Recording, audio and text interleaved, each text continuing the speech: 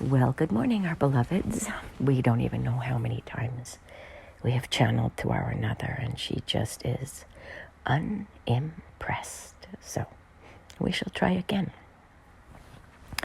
Where are you all today? How are you feeling? And where are you really? Can you feel the disintegration of what once was?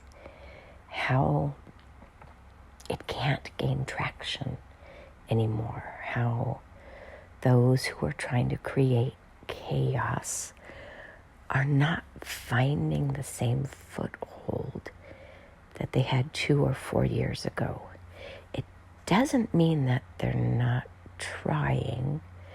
It only means that in certain parts of the world, that civility is returning in certain ways. So this is what our wish is for you at this time. Who you should give your energy to and why. And to a certain extent even, who you should vote for. Number one, we want you to point out in your world where you were raised in a chaotic environment. Recognize that the childhood experiences which you had created a normalcy in your mindset.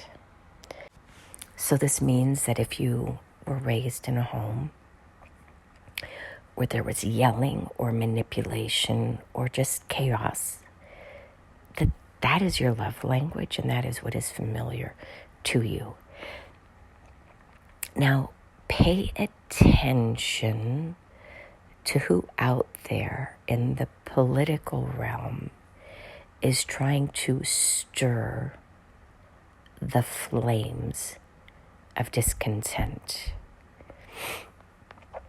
Now, the question that you will naturally say is, yeah, but these individuals are needed in order to awaken us.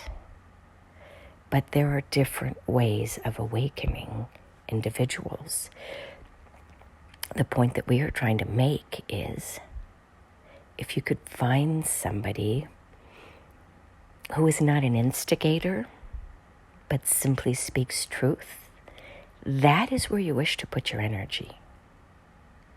If you have somebody out there, no matter how well-intentioned you believe that their words are, if they create chaos or inspire fear or even anger, don't go there. Don't go there, because that is the old energy. When you see somebody who really resonates with you, step back and say, is it the wounded part of me that resonates with this individual or the healed part? Peace is peace. It feels like peace. It may be powerful, may be incredibly powerful. Look at Nelson Mandela as the model for what we would desire that this would look like. Compassion and love and forgiveness. Somebody who says, you hated me, but I'm not going to return hate. I'm going to return with love, because that is the solution. Love is the solution. Now, this does not mean that you turn a blind cheek, a blind eye, a blind shoulder. It simply means that you respond with power, but also with love. And it doesn't mean that you accept the disharmony, the discontent, the chaos. That's not what we're saying at all. We're not saying accept somebody's poor treatment of you. What we're saying is, when you respond with power, but to be in love with your own sense of self. So there is self-respect and control in your response. So if you see somebody out there on social media inciting fear or anger or anything like that, that is the old energy. And if you are drawn towards that, it is because somewhere within you, it is your love language, and it is what calls you forth.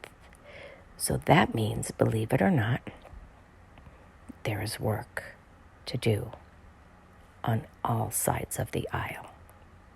Now, from a political perspective, many of you are drawn to these extremists on all sides. And we ask you at this point, what you have seen play out in the last 4 to 6 years has created more chaos. What do you want in your future? More divisiveness, or people who can work harmoniously together across the aisle? It is not your political ideology that makes you an extremist. It is the actions that you are willing to engage in to get your point across. And we're going to use the example of a family.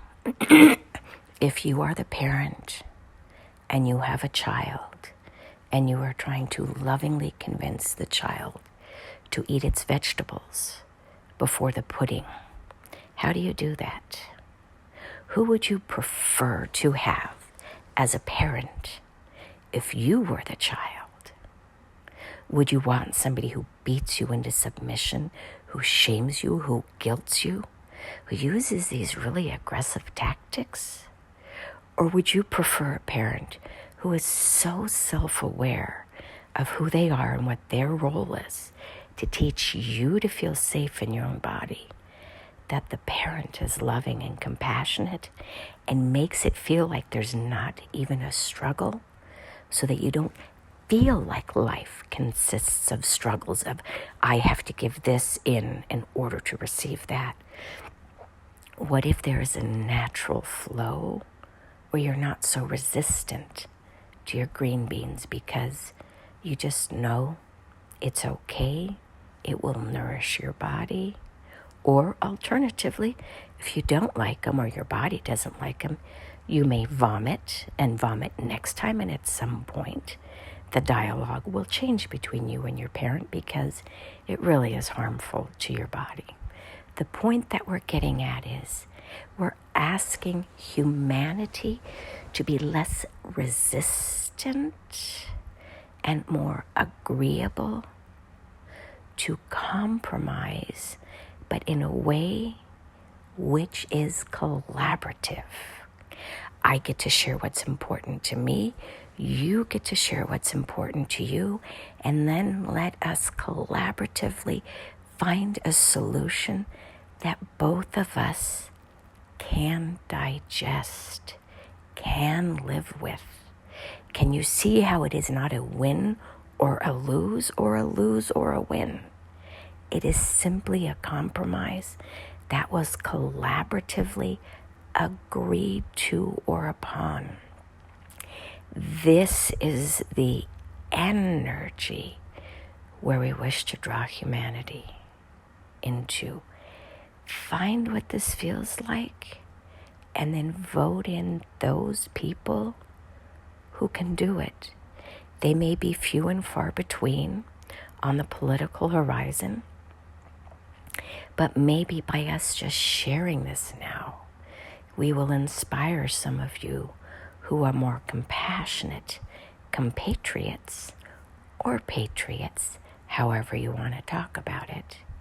It matters. Find the solution in the in-between and not in the absolutes.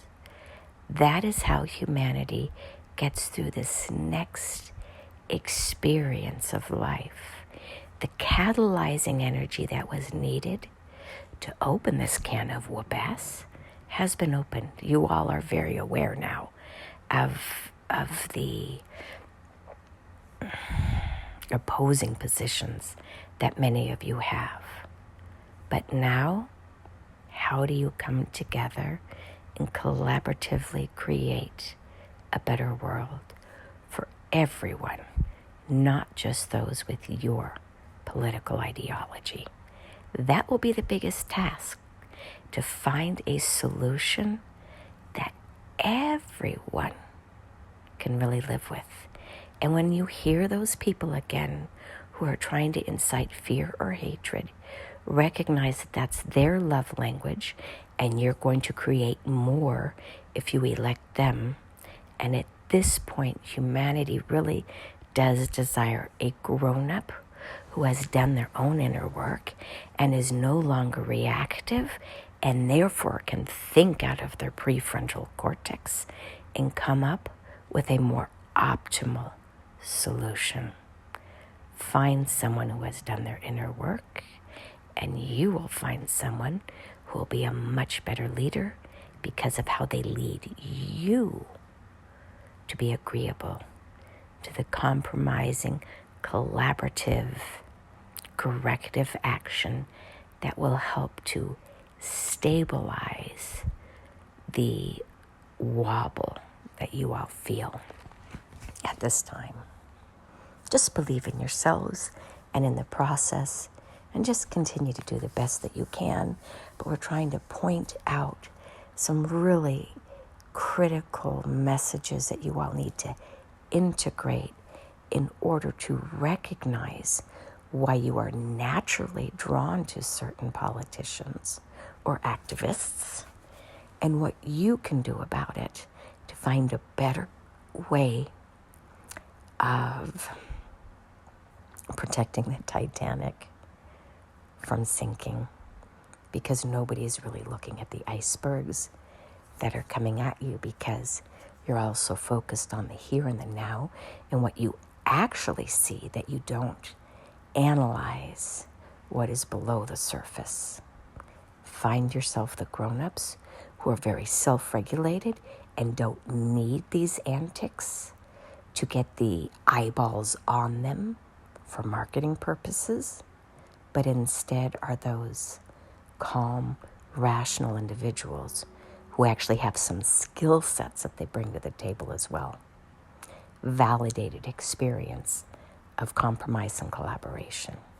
That's where your solution lies. And so it is. Namaste.